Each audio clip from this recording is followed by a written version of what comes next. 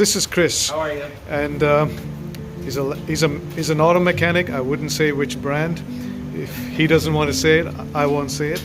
But he's helping me out with doing an undercoating for this vehicle, which is now getting prepped to drive to Perth, Australia, through Central and South America. And this is his shop. I envy this man. He's got the best toys in the world and he knows how to use them, and that's the thing. Everybody has an alter ego, and if I want to be a different person, it would be this. Someone who could do all of this. Look at his... Oh, by the way, I got to take you to his car. This is his Landcruiser.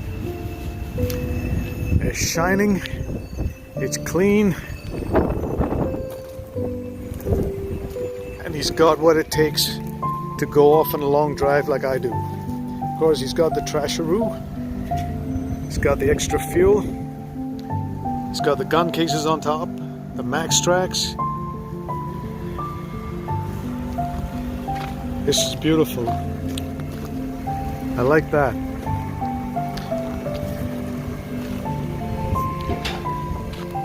So Globelander is going up on the lift to take a look at how bad or how good the undercarriage is, but with that extra height there, I gotta be a little careful. So Chris, very quickly, you do this every day. What are you gonna do? I'm going to remove the skid plates and we're going to assess the condition of the frame. And then from there, we will clean it up, degrease it, and put on some layers of undercoating. We're gonna get some fluid film on the inside frame rails, because that's usually where the rust starts. And then on the outside, we will coat it with some wool wax black. And from what I'm seeing underneath, I don't get to look underneath very often. It's pretty dirty. Yeah, that's what I like to see though. I like to see these vehicles being used for their intended purpose. And it's used all right. Yeah, I see that. Yeah, it's good. I see you have a full Bud Built setup. That's good. Bud Built makes some really good products. I run their products on mine, and I can attest to their durability. Because I drag my rig over rocks every single weekend, and it's hasn't failed. Well, see, you're actually using it for what it was built. I'm just using it for what it can do.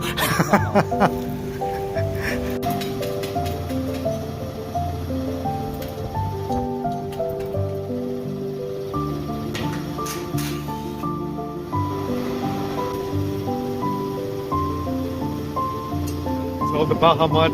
Yeah.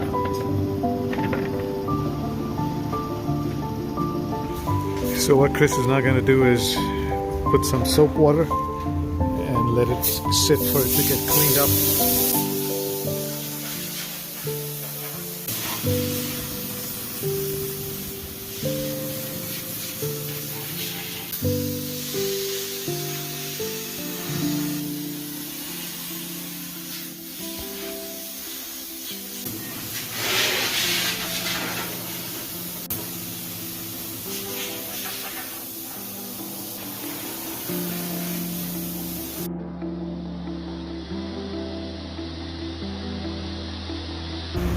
So we've soaked everything undercarriage and just waiting for it to just sit, let it drip off, dry off, eat up all the dirt that it's sitting on so it can be cleaned off later.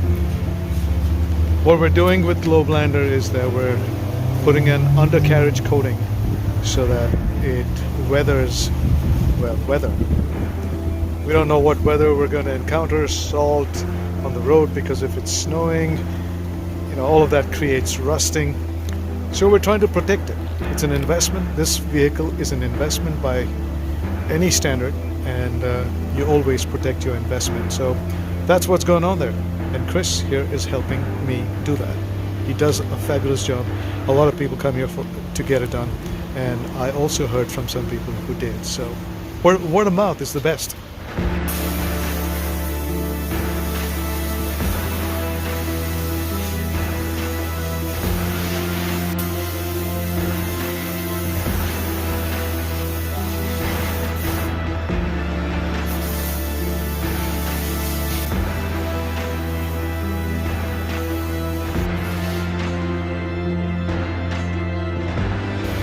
funny, in the springtime, people really like doing modifications, and then when September, October rolls around, people don't want to do modifications. Instead, they want to do undercoating. So it's a mix. Throughout the year, it's a mixed bag. So what is this you're doing now? Right now, I'm going to fill this with some fluid film. Because that's what we'll be coating the inside of the frame. It looks like gravy. Yeah. Tastes nothing like it though. Well, that makes me worried. Have you tasted it? It's only a matter of time when you're working with this stuff for so long, you know? So what are you heating there? Or warming up? I'm warming up the fluid film with wool wax. What that does is it changes the viscosity and it allows it to spray better and to creep a little bit better once it gets into the inside of the frame and on the metal. Uh-huh. It just makes it easier to work with and easier to apply. Better coverage. Right.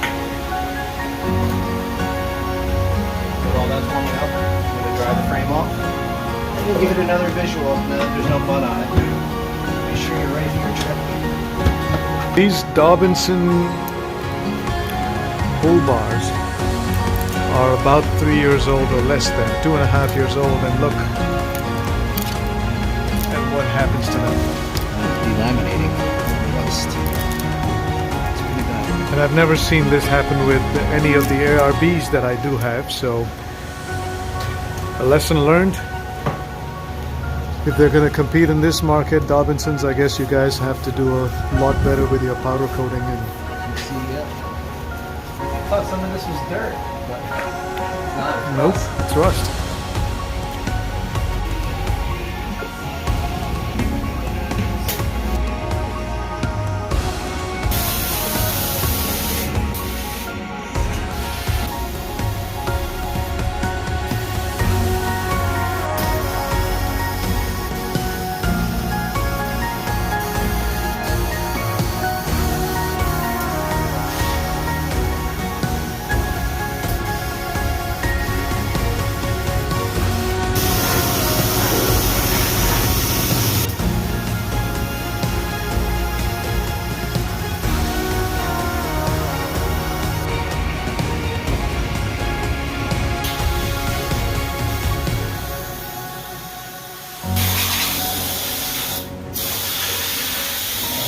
So what I did was I degreased and got as much of the mud off, but the Utah clay mud is pretty tenacious, so there's still a little bit left. But after doing that, we coated all the small crevices and the inside of the frame with fluid film, and then the outside we coated with wool wax black.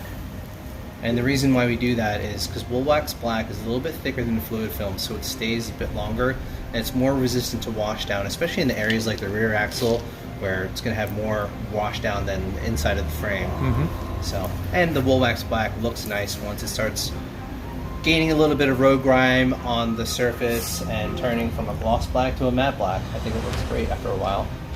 And it's a sacrificial coat, so it's not going to harden. It's going to stay like this. So, yeah. But the stuff that I don't want to rust, like the bleeders caps, the bleeder screws, that I coated. So now Chris works on this platform almost on a daily basis. He knows every nut and bolt in here, I suppose.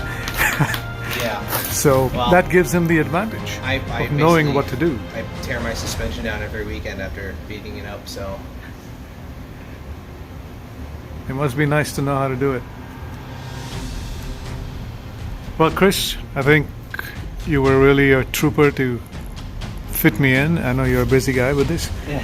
And with my schedule of traveling and not being able to bring it up to you whenever you have time, I really appreciate this gesture. Well, I appreciate your mission statement and for coming to me to get taken care of. So, hopefully this coating will serve you well in your travels, and yeah. Well, someday we hope to ride together. Yeah, that would be great. That would be an awesome time. I'll take you over some rocks. No, I was going to take you over some borders. Yeah, some borders, yeah. For sure, for sure. The 200 platform can do it all, right? Yep. Yes. What's better than one Land Cruiser is two Land Cruisers. Now, you met Chris, and now this is Diana. Chris's wife, Diana. I made Chris and Diana an offer saying next year, when we can bring both those cars into India and drive for organ donation, well, I will, and they can drive to discover India, because it's incredible India and the Himalayas all over the northeast. If you go from the Kashmir area to the other end after Sikkim and after Bhutan into Assam and Arunachal Pradesh, that would be a trip of a lifetime for them. So, what do you think? Shall we invite them to India? Want to go? Yeah. Absolutely. See, that's a promise. So next year, Next year. those two cars will be on your YouTube video screens, so you can watch our adventure. Well, guys, so that was what we came here for. This whole video is about what Chris does and what he does well and what he did for Globe Lander. Sorry, I'm dressed like an Eskimo, but it is kind of cold today. It's not that cold. Oh, come on. So yeah, I've just come from India just like a week ago, and I'm still acclimatizing, and he has no excuse. I have all the excuses. But soon enough this jacket will come off, everything will come off, and we will be ready to enjoy the American summer. Until next time, keep watching, share this video, and consider becoming an organ donor.